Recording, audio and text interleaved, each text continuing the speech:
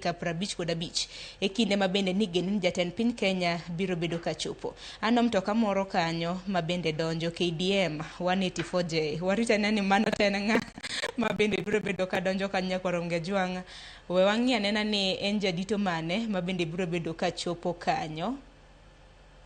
Iraneno kowuok e gari.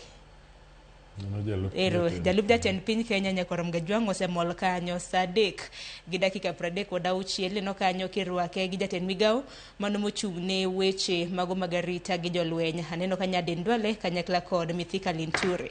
Jalup jatend piny aneno kanyo no gi min ode Dorcas Rigathi. To dongen mano wacho ni nyasi makamagi manego bed ni mako kata mana lwet minot kama no wach ni mako lwedo kilore ndege Amerika kawaduogo dala ka wuotha.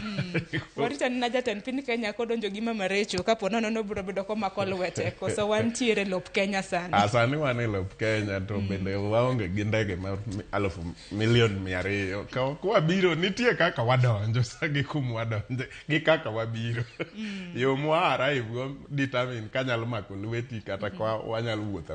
Bedo dedo moko kuom weche mabende ang'in wabiro bedo kwang'yo odiochieng' ma kawuono kata bende piny Kenya hingo nyasi mar Madaraka. Ma be en nyasi